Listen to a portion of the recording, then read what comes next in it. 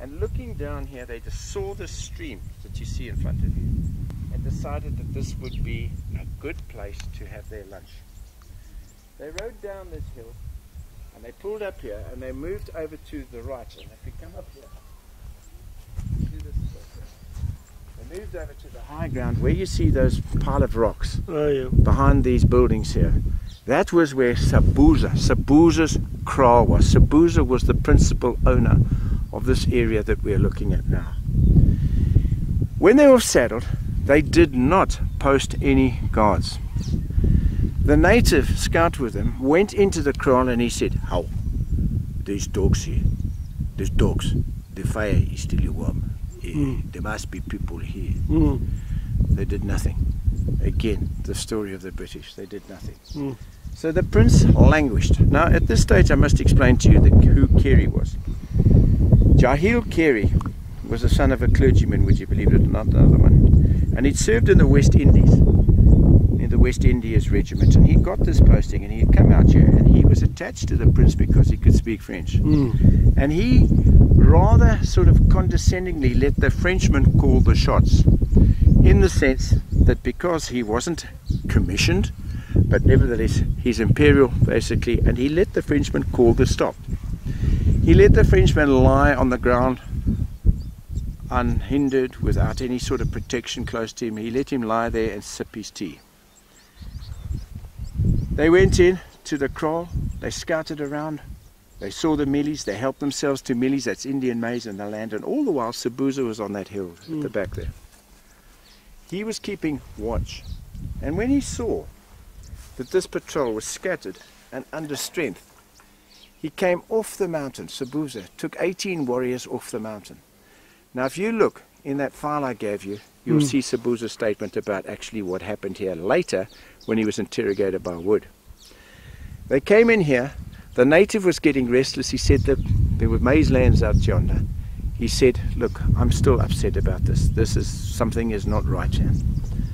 And then when the prince, well rather when Carey called them to heel and said, "Listen chaps, we've had enough, we've been here half an hour, it's time to mount and go."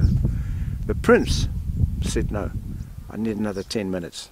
Well, that was the 10 minutes too long, because just before the 10 minutes up and they're about to saddle up, these Zulus rushed out of the mealies and the long grass with their spears, Usutu, and went straight for the patrol. They caught Rogers rummaging around in one of the huts. He never made it to the front door. Abel was managed to get on his horse. In panic, he fled up this hill here. He was cut down on this mount just to the right of me. We'll go to the spot where he was cut down just now. 2 down.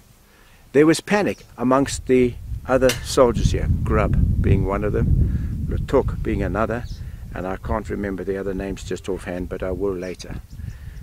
There was panic, and it was a question of each man for himself. Carey, who was in charge of this patrol, he too likewise fled in the funk, and he rode off into the distance, leaving the prince to battle to get onto his horse. Now the prince had bought a horse in Durban, and at the same time, his name was Percy, at the same time he bought the saddlery. And the saddlery, if you use the stirrup in those days, it's almost like made in China today. It wasn't too good. The stirrup was covered with leather, but it was cardboard. And with that, as he tried to mount, the horse that he was riding bolted. Hanging on to the stirrup for dear life, the horse raced down into here, dropped his load, he wasn't on the back properly, and it fled and joined the other fleeing horsemen. The prince here, where you see that little bluff of ground, where it is, where it touches the riverbank, was killed there. He turned to face the foe, and as you know from the books that you read, he took 18 stab wounds, any three of which could have been fatal. One went through the eye, and he was left. The men scattered. Carey went to the rise, looked around, saw riderless horses, and at that moment his reputation was in ruins, because he realized when one of the troops came up, I think it was Trooper Grubb, he said, "The prince is down." And instead of coming back to offer some succor for the prince and to take the rest of his body away and to horse and to clean up here, he rode for his life. And he met Buller and he met Wood on the track coming in from yonder. And when he reported, "I fear the prince is dead," Buller remarked to him, then what are you doing here? And that set into motion the biggest uproar of the Zulu War, far bigger than Sandalwana, when Disraeli, after receiving the news in England, and the French, the last of the Napoleonic dynasty, he turned around and said, who are these people, the Zulu? These remarkable people who convert our bishops and can defeat our generals, and today have brought to the end of a great dynasty. He was referring to the Napoleonic line and to the death of the prince here. Well, when Carey went back into camp and he announced this, nobody would believe him. They thought he's off his head. And then finally it sank in. 1,000 men arrived here the next morning with a coffin, escorts, etc. And Cochrane was the man who discovered the prince lying dead. One outside and one up here on this lump that I can take it.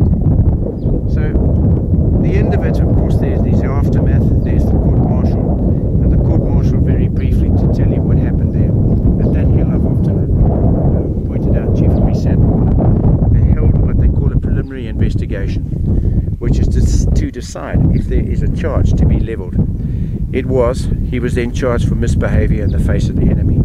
He was found guilty by the panel of 5 officers, chaired by a man, the president of the court was a Colonel Anstruther, who was later to lose his life in the First Boer War. All this caused, as you can imagine, a monumental outcry. And when Carey was sent back to England, Eugenie surprisingly forgave the man who had left her son. Carey, on the night of the death, wrote to his wife, admitting that he was a coward. But when he had got this exoneration and he was telling his story, which had altered now to the British public, he was beginning to sort of regain his buoyancy. And he started to live on the story about he was with the Prince Imperial. And of course, what happens is a letter he wrote to his wife. She was friends with the ladies in waiting to Queen Victoria. Unwittingly passed into their hands, and it got to the eyes of the Princess Eugenie, where he admitted his cowardice. Well, he had in the meantime, as a result of the pleas of the Prince, Eugenie, the princess, as you were, his mother, the court-martial had been told to re-examine the papers, and he was found not guilty on the reason that the court, on a technicality, they hadn't sworn themselves in. And on that technicality, the Duke of Cambridge had to dismiss charges against him. And it was at that time when he was now telling stories about what a brave lad he was, and the discovery of this letter shortly afterwards, which proved what a blackguard he was. And Captain Carey stayed on in the army, and 4 years later he was in India. I think it was at Allahabad in the campaign. He was sent to Coventry, in other words nobody spoke to him, and a box was dropped in a wagon and the horse double-barreled and kicked him in the testicles, from where he had a rupture. He died of peritonitis. Peritonitis is the word I'm looking for. So this unfortunate incident here had no bearing on the war, but it was, as I said to you, had the Zulus, had Sabuza captured him, had they taken him to King Ketswa, can you imagine what events might have followed from there onwards? It could have been. And as I said, when you look around here and scout the hills, and we'll go to where Rogers was, there he was. See that pile of stones down there? Yeah. That's where he was cut down. The court-martial, as I said, was carried out. The evidence was given by these various troopers and their rather unlettered type of people, ruffians, etc., etc. They squarely blamed Carey, but it was a question of what are we going to do about this as a cover-up to try and show the rest of the world we did our best. Well, it failed. Suffice to say, when Carey, or rather, when the prince was found, the doctors here cut him up. They removed his liver, they removed his heart, and they put it in a box and buried it under where that cross subsequently is. So that then is the grave, and since then, the French have made a big thing of this, obviously. They've had their ambassadors out here. Why? Because it was the last of the Napoleonic dynasty, and that was a big thing in France.